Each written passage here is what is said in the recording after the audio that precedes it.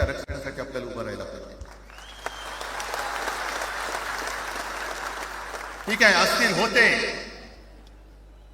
मत पटली होती, पटले नसतील, पण याच्या पुढे मराठी आणि महाराष्ट्र धर्माचं रक्षण करणं आमचा हनुमान चालीसाला विरोध नाहीये, पण मारुती स्तोत्र आम्हाला काय विसरायला होत? मारुती स्तोत्र आहे ना, भीमरूपी महादुर्गा. आमचा जय श्रीरामला विरोध नाहीये, पण भेटल्या नंतर राम राम हे म्हणणारे आम्हीच मराठी. तुम्ही आता जय श्रीरामची घोषणा द्यायला लागलात, पण जय जय रघुवीर समर्थ सांगणारे समर्थ रामदास त्यावेळेला आमचे होऊन गेले. त्यांनी आम्हाला पहिल्यांदा रामाची भक्ती शिकवली. त्याच्यामुळे यांचा काही आगा नाही, पिछा नाही. राजकारणातले व्यापारी आहेत, वापरा आणि फेका. तो एक गद्दार काल एक बोललाय, जय गुजरात.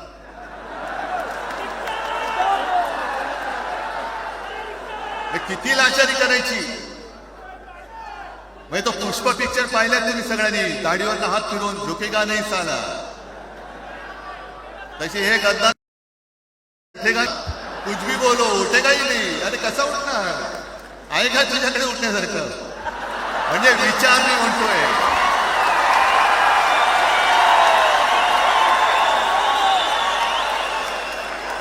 अरे विचार वगैरे मी म्हणतोय.